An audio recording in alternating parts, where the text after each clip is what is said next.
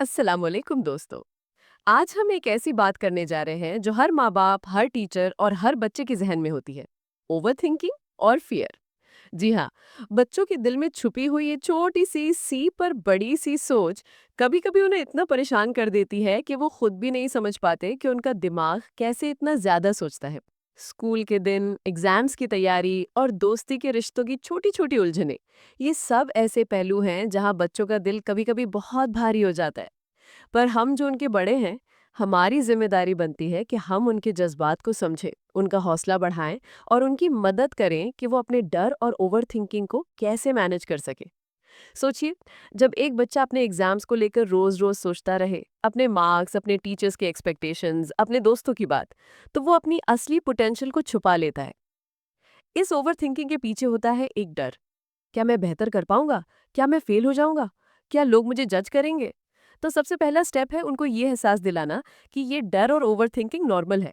हर किसी को कभी ना कभी ऐसे जज्बात होते हैं, पर हम इनसे दोस्ती कर सकते हैं, इनसे लड़ सकते हैं। 5 अहम स्टेप्स बच्चों की ओवरथिंकिंग और फियर को हैंडल करने के लिए। पहला, डीप ब्रीदिंग यानी कि गहरी सांस लेना। जब भी जहन में बहुत सारी सोचें एक साथ आने लगे और दिल तेज धड़कने लगे, तब गहरी सांस लेना बहुत फायदेमंद होता है। इससे ना सिर्फ दिमाग को आराम मिलता है, बल्कि नर्वस सिस्टम भी रिलैक्स होता है। बच्चों को ये सिंपल एक्सरसाइज रोजाना प्रैक्टिस करवाना उनके स्ट्रेस को कम करने में मदद करता है। दूसरा, जर्नलिंग यानी कि अपने ख्यालात को लिखने का अमल। बच्चों को इनकरेज करें कि वो अपने जज्बात और ख्यालात को रोजाना लिखें, चाहे वो छोटी डायरी हो या नोटबुक। फायदा क्या है? जब हम अपने डर और घबराहट को लिखते हैं, तो वो जहन से निकलकर पेपर पर आते हैं, जिससे वो कम भारी लगते हैं। इससे उनको अपने जज्बात को समझने में मदद मिलती है और वो अपनी फीलिंग्स को बेहतर तरह से कंट्रोल कर पाते हैं। तीसरा, ओपन कॉन्वर्सेशंस यानी कि खुली गुफ्तगू और समझदारी से सुनना। बच्चों के साथ ऐसी गुफ्तगू करें जहां वो अपने जज्बात बेझिझक बयान कर सके। कैसे करें? जब बच्चा बात करे तो उसकी बात को इंटरप्ट ना करें। उसे जज करने की बजाय उसकी फीलिंग्स को वैलिडेट करें, जैसे कि मुझे समझ आता है कि तुम्हें कैसा लग रहा है। जब बच्चे अपनी फीलिंग्स शेयर करते हैं तो उनका जहनी बोझ हल्का होता है और उनका सेल्फ कॉन्फिडेंस बढ़ता है। चौथा, पॉजिटिव एफर्मेशंस यानी कि अपने आप को हिम्मत देने वाले अल्फाज। बच्चों को अपने आप से प्यार करना और अपने आप को हौसला देना सिखाएं। मिसाल के तौर पर, मैं काबिल हूँ, मुझसे गलतियां होती हैं पर मैं सीखता हूँ, हर मुश्किल वक्त गुजर जाता है। रोजाना अपने आप को ये बातें दोहराना उनके जहनी स्ट्रेस को कम करता है और उनके अंदर पॉजिटिविटी लाता है। पांचवा, टाइम मैनेजमेंट और ब्रेक्स लेने की आदत। अक्सर ओवरथिंकिंग तब होती है जब वर्कलोड ज्यादा हो और बच्चा थक जाए। इसलिए बच्चों को छोटे छोटे ब्रेक्स लेने की आदत डलवाई जाए, खासतौर पर पढ़ाई के दौरान। एक सिंपल स्केड्यूल बनाएं जिसमें पढ़ाई, खेल और आराम का वक्त हो। इससे उनका दिमाग फ्रेश रहता है और वो अपनी फिक्र को बेहतर कंट्रोल कर पाते हैं।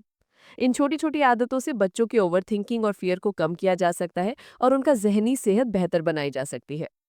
दोस्ती की दुनिया भी कभी कभी हमारे बच्चों के लिए चैलेंज बन जाती है। कभी कभी वो अपने आप को कंपेयर करते हैं, कभी दोस्ती में छुपी हुई छोटी छोटी बातों का डर होता है। उन्हें यह समझाना जरूरी है कि दोस्ती परफेक्ट नहीं होती, हर रिश्ता थोड़ा कॉम्प्लिकेटेड होता है।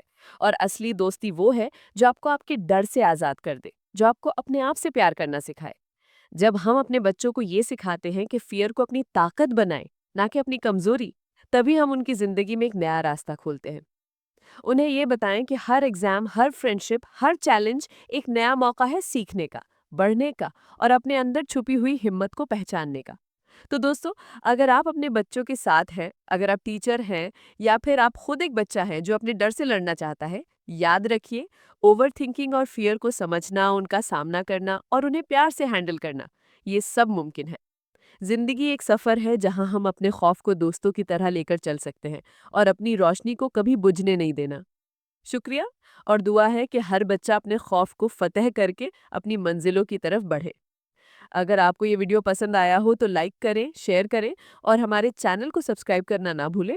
आपके क्वेश्चंस और एक्सपीरियंसेस कमेंट्स में ज़रूर शेयर करें।